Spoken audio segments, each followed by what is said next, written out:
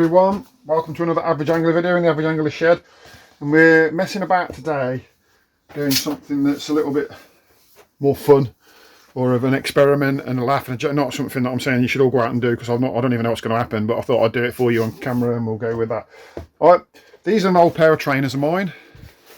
Nothing exciting about them. I've chucked them in the washing machine because they're a bit scruffy, but you know, they're not very tidy anymore. But I like to wear, if I go fishing, I like to wear trainers, so just, you know, comfortable. Certainly in the warmer months, and even now in this time of year, it's been really mild, you can wear trainers. But the problem with trainers is they're not, when you're catching a lot of fish, you bring the fish onto your lap, and then all the water in the landing net and runs down onto your trainers, and you end up with wet feet. Or if you're walking through the grass to get to your peg, you get wet toes, and then your feet are wet all day, and it's horrible. So I thought, well, rather than throw these old trainers away, because I wouldn't normally throw these away, I'd just use them as like my roughing around pair. Got some new ones, so I thought, what about if I try to waterproof these? Now, I've tried different waterproof things over the years where you spray them on, you know, Fabsil and all that sort of stuff, and they work, but it lasts about, I don't know, if it seems to me like it lasts like 2 or 3 months and it's no good. So I went on the internet and I looked at different homemade brews, and I thought I'd have a go at one that I've come across. So one that I've come across is, it's made from 2 parts. 1 part white spirit. Get the odourless if you can. I haven't got the odourless because it's just going to be down by my feet, and I feel like the odour will probably go away after a couple of days. I'll just leave these in the shed after I finish with them until they sort of stop smelling. And then silicone. But you need to get, obviously clear, otherwise you're going to put a colour on. And you need to get stuff that's like 100%, it's got no additives in it. I bought this stuff off. It means you've got to pay a couple of quid more than you would normally for some silicone. That's what I got. There's loads of different ones out there, pure silicone, so you have to do a bit of hunting on the internet for them. So I'm not recommending this is the top one or anything. I'm just saying, you know, that's what I've read on the internet, is it's got to be pure. I haven't tried it without, you know, you might just be able to get normal stuff that you do your bathroom with, and then and it gets away with it. So all I'm going to do, I've got an old tub here, which just happens to be a Greek yogurt tub, but it don't matter, it's just a plastic tub that'll be all right with the white spirits in. And then I'm just going to put some silicone in the bottom. I've took the end off just so it pours out. Quite a bit of silicone in there, really. And then you got what you want to do, because the white spirits, when we put the white spirits in, silicone will like dissolve into the white spirits. It will, you know, that's a solvent and it dissolves it. And then what we can do then is we'll mix that up, and that'll give us a solution, which is, you know, a white spirit solution with silicone in it. And when we brush it onto the shoes and get it right into it, what will happen is over time this will evaporate away and you'll have a silicone impregnated shoe. That's my hope. That's what happens.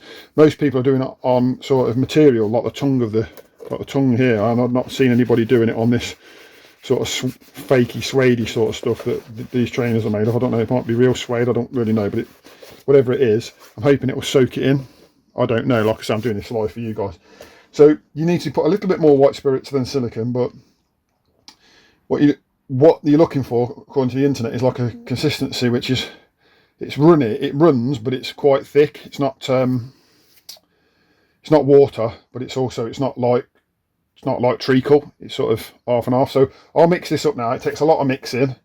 I've played about with this in my shed just to see what the mixing was like, just so I could, you know, get it right quickly on the camera.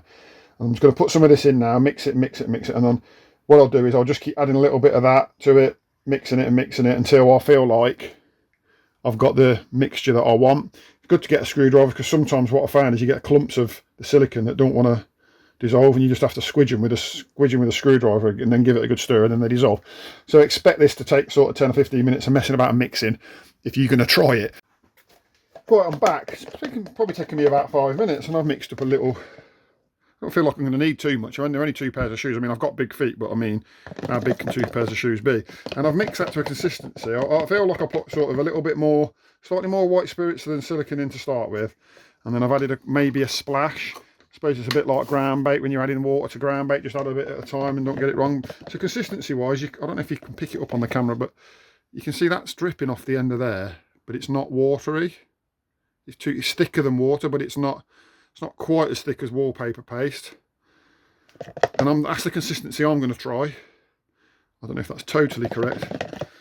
Some of it does seem a bit thicker than others, so it might still want a nice mix. So I'm just going to go with that. And what I've got up here in the corner is a load of cheap paintbrushes I got from the pound shop or the Proper Job or somewhere like that. So they've got no value, so I ain't worried about it. Just chuck them in the bin afterwards.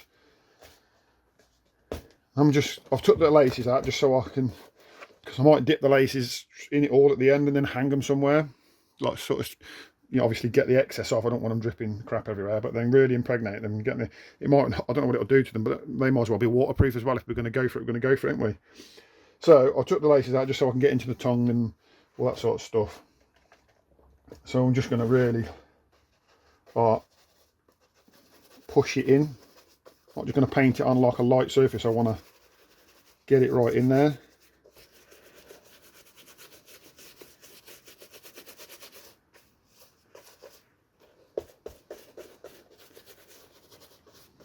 It's quite thick, this, and I don't know, part of me's wondering whether I'm already thinking, should I have gone it a bit watery and let it soak in a bit more? Will it soak in to this material? I don't know. I'm getting plenty down these seam edges here as well, because I know that's where water gets in when these sort of trainers get older, don't they? Where the material meets the sole. It's going to be a bit.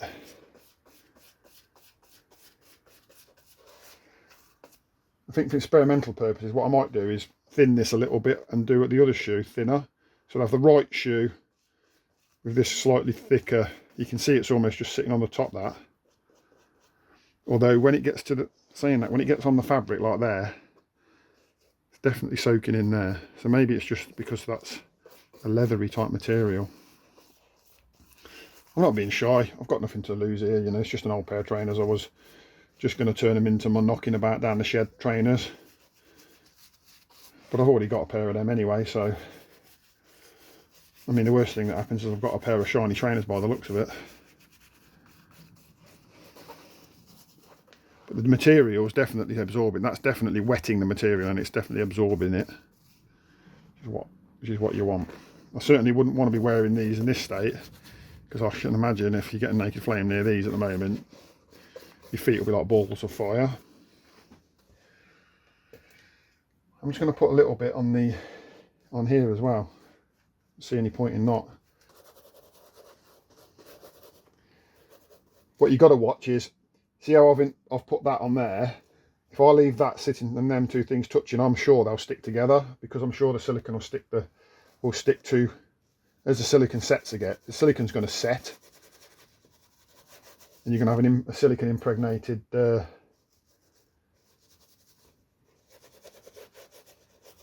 into your material, and as it sets, you know what silicone's like, it's almost like a glue. It's quite good for use as a glue actually sometimes, in some scenarios. So you don't want it gluing. I'm now getting it all over my hands. Probably wear gloves.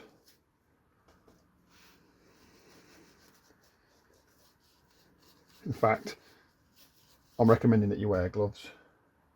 I feel like it's got a bit thicker at the bottom now. I might put a little bit more in there now. It's like, yeah, it's definitely got a bit thicker. So that's something to watch. Perhaps it gets a bit thicker over time. So there we are. Shan't bore you with any more of you watching me painting a shoe, but hopefully I'll do the other one off camera. I'm not going to do two. I'm going to slightly thin it for the left one and just see what the difference is. Maybe they're both equally waterproof, but you get a better finish perhaps on the thinner one, or perhaps the thicker one's better waterproofing, because we'll test it.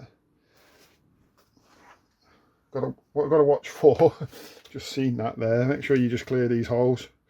I can see that the like water tensions kept the liquid, or not water tension, but surface tension of the liquid has meant that the holes are blocked a little bit. I mean, you can unblock them afterwards, but you will end up with, that'll probably set in there, the silicone, you can see it, look. And then you've got to punch the hole out later on. Well guys, I brought you back earlier and I said I would, because I've just thinned this out a little bit, so it's a little bit waterier, but it's still thicker than water. And there's a slight difference, which you might be important later on, but what I've noticed is when you when it's a bit thinner, look, you get bubbles. So that might be an, can you see them on the camera? There's sort of little white bubbles. You weren't getting that before. So maybe that's an indication, because this is slightly thinner, maybe that's an indication that you've got the mixture right or wrong. We'll find out later, because we'll find out whether this is the right or wrong. But my gut feeling is this is better. The slightly thinner one. Certainly easier to apply. So if the two results are the same, I'd say just slightly thinner. And that's a good little guide. If you give it a nice little flick like that, you get some bubbles, then you're probably somewhere near. They pop really quickly, so they're not going to cause you any issues or look nasty or anything. Right, shoes are both done and drying behind me, and I've got a little bit left in the bottom of here. Might be enough to do these laces just about. And definitely thickens up as you're using it slightly. I'm just going to give it a little smidgen. It's got to be tiny because there's hardly any volume in there. And that'll be slightly to thin it, and also slightly to make sure there's enough. Coat these two. So what I'm going to do, I'm just going to dump them in, both of them. And just mash them about a bit, so coat them in it. So they soak it all up. And they've soaked all that up now. There's nothing left in the bottom of there. They've had it, these coats, because they're, you know, they're definitely, you know, they're just normal lace, like a material, isn't it? It's like a woven fabric. So they're not totally wet through now. Well, there's the first problem with putting two in together. Perhaps just put one in at a time, guys, if you're doing it, because they end up getting stuck together. So I was thinking the idea that I had was to drop it all, get it in like that loose now, so it's all in there loose, and then just put my finger on lightly on the edge of the tub, and then just drag it so that I don't want to, I'm not trying to dry it, I'm just trying to get rid of the excess. I don't want it to be like totally dripping in it. I feel like that's actually going to force the silicone mixture into the braided material, however you want to call this woven material. Now, as I said before, if we just leave that in a clump like that, those bits could stick to each other. So what I'm going to do is I'm just going to hang them like that, just out of shot in the roof of my shed, and then they won't be able to stick as they dry to anything. So number one, silicone, mix it in with some white spirits, bit of that. I'm not going to go on and on about the products, because white spirits is white spirits, and that one there, if you are looking, and you Silly Rub 2, apparently on the description that I had of it, it's 100% silicone. It doesn't say it on the packaging anywhere, but when I bought it off the internet, it said it was 100% silicone. And if you go to their website, I think it says it as well. They're important factors apparently. I've not tried it without that, so I'm not talking from experience. I'm just parroting what I've heard on other channels. And yeah, and then mix them together, and you're looking for a consistency slightly thicker than water. I'd say probably slightly thinner than honey, sort of, not quite, you know, sort of like, I think it's quite variable, and we'll find out which one's the better one when we waterproof and test them, you know, in a few days, and when we've let them dry and we see what they look like. And that's it really. And wear some gloves and stuff. Welcome back for you guys. It's been seconds. For me, it's been about 3 days. We were last looking at waterproofing these old trainers. So they've now been left to dry for 3 days. If you get close, you can smell white spirits, but you know, there's not like an overpowering odour from them or anything like that. So that's definitely calmed down quite a lot, which is a bonus. Also, if you touch them, you can it feels almost like a waxiness to them. It's hard to explain. It doesn't feel horrible. The tongue, which was obviously a very absorbent material, still and very flexible, but you can still see how flexible and lovely that is. That hasn't like turned it rigid and horrible, which is not what I expected. I expected that to go all firm and nasty with, you know, having silicone setting in it. So has it worked, or have we just faffed about and achieved nothing? So we've got, let's get a little tub here so that we can pour some water onto the side of this. Just line that up so you can see that. Where's my water gone? There's my water. So before, I didn't demonstrate this before, but you know, these are like a suede material. So if I put water on them, very quickly you would see the material start to get a dark patch where the water had absorbed into it. But if I pour some water on that now, you can see that beading. It's all beaded off. You know, it's not soaking in at all. It's just beading off. Look at those beads. They didn't do that even when they were new. So it is definitely waterproofed the suede material, which surprises me. Let's try this little bit here. This piece here is like a braided material on the back of the shoe. Oh, I missed him completely there, but look at that. I'm pouring that water on and it's just gone. Material's not changed colour any. It's not absorbed anything, and on the water that's on there just beading off. So that's really impressive results. Let's try this tongue, because that should, you know, before, if you got that wet, that was like a sponge. Look at that. Well, that has really impressed me. Don't know about you guys, if you can see that in the light, but that again is just beading off.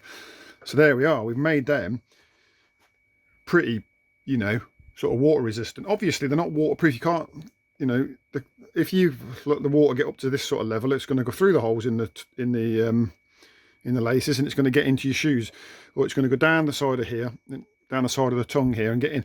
That's not what we're trying to do. What we're trying to do is just get them splash proof. So if you're fishing away and you catch a fish and you get a bit of splash on your toes, or you're walking through the grass, they're there.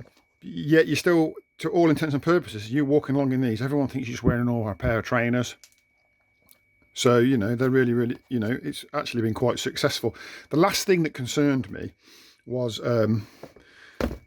you know, have I now created something that was super flammable because I've soaked this in white spirits? And that to me seems like a reasonable concern to have. So I'm going to start the blowtorch, only because I haven't got a lighter available. I'm not going to put the blowtorch straight on it, because everything will catch fire if you put the blowtorch straight on it. But if this was flammable in any way, when I do this, I should catch fire. I've got that flame just above it. I'm trying not to get too much heat on it. I don't want to melt my trainers. But there, we're not catching fire. And I'm going to even just do that, like flick the flame on it really quickly. So there's no way that we've created. So all in all, it's passed the test brilliantly. Oh, there was one last thing actually, wasn't there, which was the laces. So let's get the laces here. They're hanging up here. There's the laces. Let's get the tub back in. I'm just going to put the lace in my hand, I think, and just pour some water onto it like that. Again, quite absorbent material, the lace. You know, the water would turn that, change the colour of it and impregnate it. But you can see on them, I'm hoping that you can see in the light, that there's just beads on there. And there's no, there is moisture on that, but it hasn't gone into the lace. It's on the surface of the lace. And again, I was expecting these laces to turn into rigid, horrible, lot leathery things, but they're virtually the same as when they went in. Just a normal lace. So all in all, I would say that's quite a success. So who knew it? I was expecting this to be a total disaster, but I did it for a laugh anyway, because I like to do fun things. And there we are. We've come up with a really, really cheap solution. I can probably, with that silicone tube and the white spirits I've got, I could probably waterproof multiple items. I might try next some clothing, and I'll do a little video about that.